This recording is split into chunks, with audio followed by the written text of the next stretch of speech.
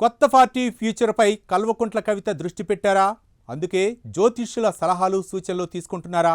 ఈ అంశంలో కేసీఆర్ బిడ్డ తండ్రి సెంటిమెంట్ని ఫాలో అవుతున్నారా? తమిళనాడు సీఎంకి సలహాదారుగా ఉన్న జ్యోతిష్యుడితో తెలంగాణ రక్షణ సేన అధ్యక్షురాలి భేటీ వెనుక ఆంతర్యం ఏంటి? పార్టీ పేరు మార్పు అంశం ఏమైనా చర్చకు వచ్చిందా? ఇంకా జనంలోకి పెద్దగా వెళ్ళని పార్టీని పరుగులు పెట్టించే మార్గం ఏదైనా దొరికిందా?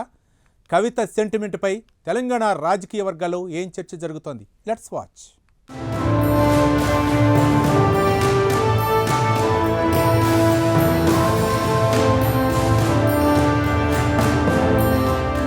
తెలంగాణలో కల్వకుంట్ల కవిత పార్టీ పెట్టి 5 నెలలు కావస్తోంది. అయితే తాను పెట్టిన తెలంగాణ రక్షణ సేన పార్టీకి ఇంకా అధికారిక గుర్తింపు రాలేదు. కేంద్ర ఎన్నికల సంఘం నుంచి ఎప్పుడు గ్రీన్ సిగ్నల్ వస్తుందనే దానిపై ఒకవైపు చర్చ జరుగుతోంది. మరోవైపు కవిత మాత్రం తన పని తాను చేసుకుంటూ ముందుకెళ్తున్నారు.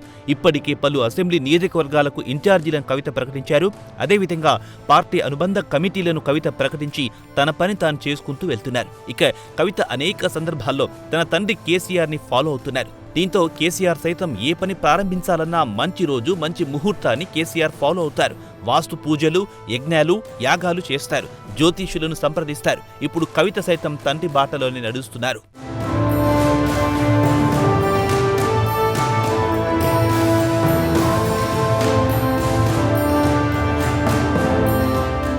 కొత్త పార్టీ పెట్టే క్రమంలో దేవాలయాలకు వెళ్లి పూజలు నిర్వహించారు కల్వకుంట్ల కవిత. తన పేరు ప్రకారం ముహూర్తం చూసుకొని పార్టీని లాంచ్ చేశారు. ఆ తర్వాత అనేక సందర్భాల్లో కవిత తన నివాసంలో బయట పూజలు నిర్వహించారు. ఇటీవల తమిళనాడులో విజయ్ నేతృత్వంలో టీవీకే అధికారంలోకి వచ్చింది. విజయ్కి ఆయన పార్టీకి రాధన్ పండిట్ అనే జ్యోతిష్యుడు సలహాలు సూచనలు ఇచ్చారు. ఆ తర్వాత జరిగిన ఎన్నికల్లో విజయ్ అధికారంలోకి వచ్చారు. ఆ తర్వాత రాధన్ పండిట్ ని సీఎం విజయ్ తన రాజకీయ ప్రత్యేక అధికార ప్రతినిధిగా నియమించడం సంచలనం సృష్టించింది. అయితే తీవ్ర వ్యతిరేకత రావడంతో 24 గంటల్లోనే ఆయన నియామకాన్ని ప్రభుత్వం రద్దు చేసింది. అలాంటి జ్యోతిష్యుడిని కవిత సంప్రదించడం తెలంగాణ రాజకీయ వర్గాల్లో చర్చనీయాంశమైంది.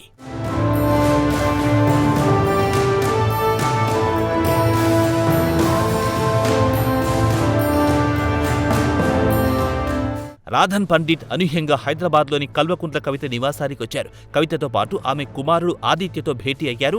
రాధన్ పండిట్తో కవిత సమావేశం కావడం పొలిటికల్ సర్కిల్స్లో చర్చనీయాంశంగా మారింది.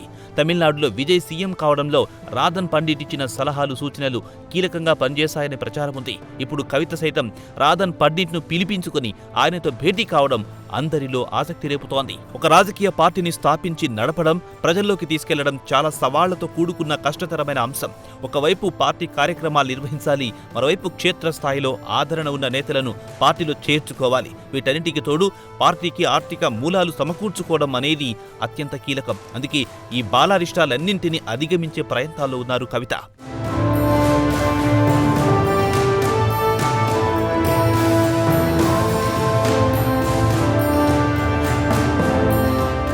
టీఆర్ఎస్గా పిలుచుకునేలా తెలంగాణ రక్షణ సేన పేరుతో కవిత పార్టీ పెట్టి 5 నెలలు కావస్తోంది. అయినా ఇప్పటిదాకా పార్టీకి మైలేజ్ పెద్దగా రాకపోవడం, ఇతర పార్టీల నుంచి ప్రజాకర్షణ ఉన్న నేతలు చేరకపోవడంపై కవిత ఆలోచనలో పడ్డారు.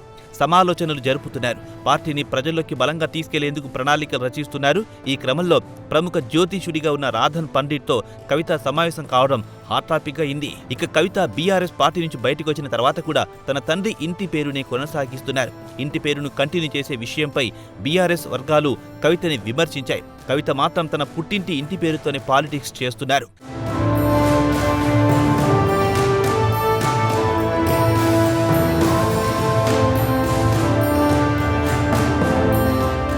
తన రాజకీయ భవిష్యత్తు దృష్ట్యా కల్వకుంట్ల ఇంటి పేరును కొనసాగించాలా, వదులుకోవాలా అనే అంశంపై జ్యోతిష్యుడు రాధన్ పండిట్తో కవిత చర్చించినట్టు తెలుస్తోంది.